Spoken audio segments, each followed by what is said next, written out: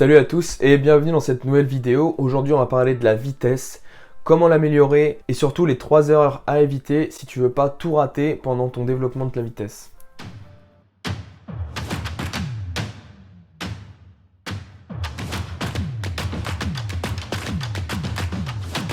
C'est une des qualités les plus recherchées et pour le rugby c'est hyper important. Que tu sois un avant comme un arrière, dans tous les cas tu vas avoir besoin à un moment ou à un autre d'exprimer de la vitesse. Que ce soit sur des temps très courts, surtout pour les avants, ou des temps un petit peu plus longs, des plus longues distances pour les arrières, c'est une qualité qui est indispensable pour toi au rugby. Maintenant, c'est pas aussi simple qu'on le croit, il suffit pas de te taper des sprints à 100 mètres tous les jours pour pouvoir développer ta vitesse de façon efficace, surtout pour le rugby. En vérité, tu vas pouvoir développer assez facilement ta vitesse, mais il faut absolument que tu évites ces 3 erreurs qui peuvent te bloquer dans ta progression. La première erreur, la première contrainte que tu peux rencontrer, c'est de te confronter au mur de vitesse. Le mur de vitesse, tu peux t'y heurter assez facilement. Ça consiste à un plateau dans la progression de ta vitesse de réaction, ce qui fait que ta vitesse globale va heurter elle aussi un plateau. Tu vas te retrouver à plus avoir la même progression que tu avais 2 semaines auparavant et ça peut vraiment se répercuter sur la durée. Donc ce mur de vitesse, il faut vraiment essayer de l'éviter à tout prix. Comme j'ai dit juste avant, on le retrouve plutôt sur l'entraînement de la vitesse de réaction. En fait, nerveusement, à un moment tu vas te retrouver limité dans ta progression, il va falloir inclure des changements, des variations dans ton entraînement pour pouvoir débloquer ce plateau et passer outre ce mur de vitesse. Pour la vitesse de réaction, ça va surtout consister en des variations du signal de départ. C'est le signal de départ qui va déterminer si oui ou non, tu vas partir plus ou moins vite. Que ce soit un signal auditif, visuel ou tactile, eh bien c'est en fonction de ce signal que tu vas réagir. Tu peux donc toucher dans un premier temps au type de signal que tu utilises. Si tu utilises tout le temps un signal visuel, par exemple une main qui se lève pour te dire quand partir, tu peux changer pour de l'auditif. A l'inverse, si tu as déjà utilisé beaucoup le signal auditif, tu peux switcher sur du tactile. Quelqu'un qui te tape doucement sur l'épaule. Le tactile, souvent tu as besoin d'être en binôme puisque ça doit être quelqu'un qui doit vraiment venir te toucher. Donc varier le signal, ça peut déjà être un premier pas vers l'évitement de ce mur de vitesse. Dans un deuxième temps, ce que tu peux faire, c'est changer tes positions de départ. Alors ça peut paraître un petit peu bizarre, mais tu verras que ça fait complètement sens, surtout dans notre activité. Si tu pars toujours de la même façon, mettons une position de sprint standard avec 2 mains au sol et un pied en arrière par rapport à l'autre. Même en variant tes signaux de départ, tu peux te retrouver à heurter ce mur de vitesse. Cependant, si tu changes tes positions de départ, ça peut contribuer justement à maintenir ta progression et éviter tout palier. Tu peux par exemple partir du sol allongé à plat ventre et partir en face de ta cible. Tu peux changer de côté, donc toujours au sol par exemple, tu peux mettre dos à ta cible, donc quand tu vas entendre le signal, tu vas devoir te relever puis te tourner pour partir, et ça tu peux le faire dans tous les angles possibles. Tu peux aussi partir assis de dos, sur un pied, complètement debout, à genoux, bref, tu peux changer énormément tes positions et ça fait d'autant plus sens qu'au rugby, souvent on se retrouve à lutter et on se retrouve à lutter vers le sol.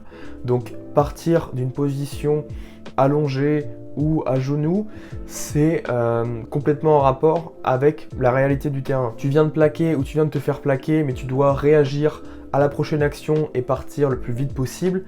Là par exemple, ça fait totalement sens de partir allongé dans le côté opposé par exemple. C'est pourquoi changer signal et position de départ pour ta vitesse de réaction, ça peut vraiment contribuer à ta progression et à éviter tout plateau. La deuxième erreur qu'on fait souvent quand on veut développer sa vitesse, c'est au niveau du repos. C'est pas au niveau de ton nombre de répétitions, c'est pas à la vitesse à laquelle tu cours.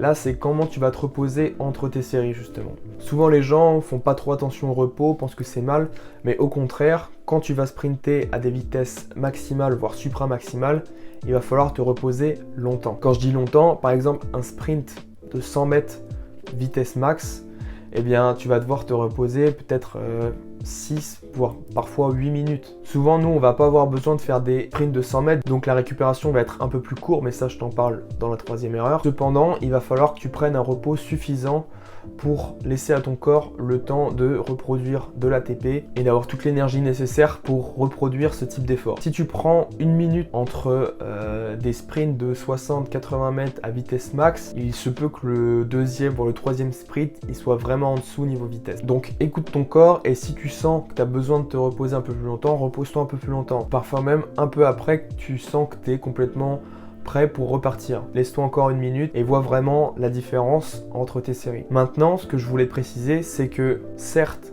c'est long, mais ça ne veut pas dire 100% passif. Ce qui est important, c'est de maintenir ta réactivité, que ce soit sur le plan musculaire que nerveux. Fais des petits jeux de balles, si tu es en duo, des jeux de miroir avec un joueur de ton équipe. Ça peut vraiment aider pour te maintenir alerte et que tu ne perdes pas sur le facteur vitesse de réaction justement. Les premières minutes, je te conseille de les faire passivement, donc juste tu marches, tu t'arrêtes même la première minute. Les dernières minutes, se remettre à trottiner un peu, faire des exercices de réactivité avec soit une petite balle de tennis ou même juste le ballon. Tu peux trouver des choses pour jouer sur ta réactivité, pour te maintenir alerte et pour pas repartir de zéro vraiment pour ton sprint. C'est d'ailleurs aussi sur le plan musculaire que tu vas devoir reprendre légèrement à la fin de ta récup en trottinant, en faisant des petites accélérations juste pour te remettre dedans et que t'es pas complètement refroidi. Troisième et dernière erreur, c'est la spécificité. On est au rugby, on est dans un sport collectif où il y a beaucoup de changements d'appui,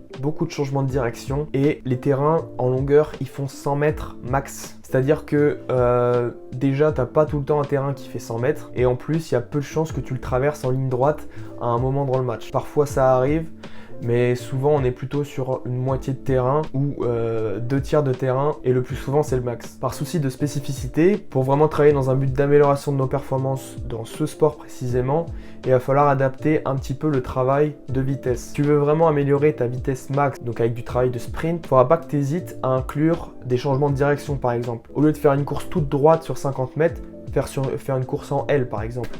Partir tout droit sur 30 mètres et faire un virage 90 degrés sur 20 mètres. Ou même varier un peu cet angle-là au lieu de faire que du 90 degrés parce que souvent on n'a pas que du 90 degrés, souvent c'est même plutôt du 30, 45 degrés.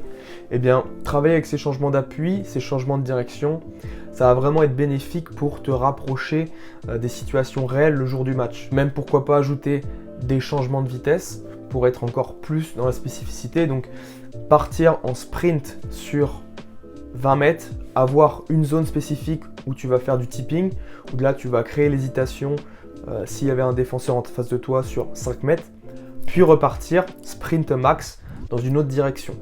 C'est ce genre de travail que tu peux effectuer pour améliorer ta vitesse, mais surtout t'améliorer toi pour le jour du match au rugby. Tu l'auras compris, faire un sprint de 100 mètres comme en athlète, vitesse max, c'est pas forcément ce qu'il y a de plus pertinent. Tu peux le faire, il n'y a pas de souci à faire de la prépa plus générale, il ne faut pas tomber dans l'erreur d'être 100% spécifique, mais sache que ça ne doit pas occuper une place aussi importante que les exemples que je t'ai cités par exemple juste avant. Tout simplement parce que ça va être moins pertinent et tu vas moins le retrouver le jour du match. Savoir trouver un équilibre entre la spécificité et la PPG.